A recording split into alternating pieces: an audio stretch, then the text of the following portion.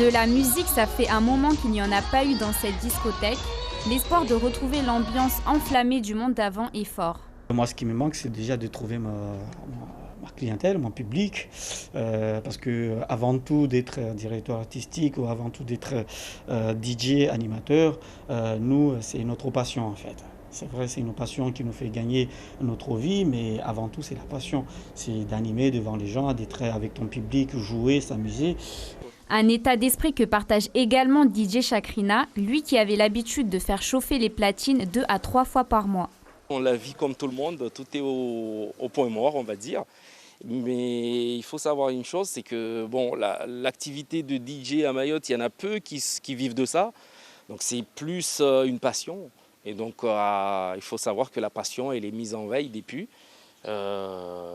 Chez nous, on fait du training, comme on dit dans le domaine. Donc on fait du training, on se fait des petites sessions vidéo sur Facebook et dans les réseaux.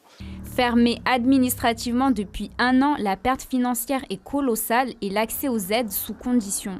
En perte, on est à 100% en perte en fait. On n'est pas les genres qu'on dit, bon voilà, il y a des importés, non, nous la musique on ne peut pas importer, quoi. Quand tu regardes sur les conditions, dans le côté, sur les aides de l'État, quand tu regardes le plus haut, côté chiffre d'affaires, donc on ne répond pas les termes. Quand tu regardes le plus bas, non plus on ne répond pas les termes.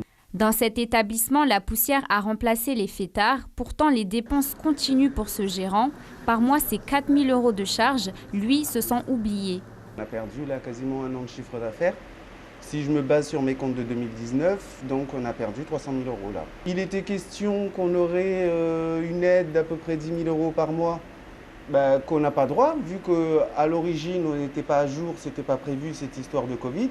Donc on avait quelques lacunes au niveau des déclarations, chose qui a été faite, mais depuis l'année dernière, on n'a aucune réponse de l'administration fiscale. Aucun dialogue réellement avec nous de la nuit discothèque, hein, on parle que des bars et restaurants toujours.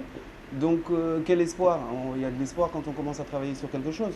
Ça c'est un projet d'une vie, on ne se reconvertit pas comme ça, c'est 10 ans d'histoire, d'investissement et tout ça.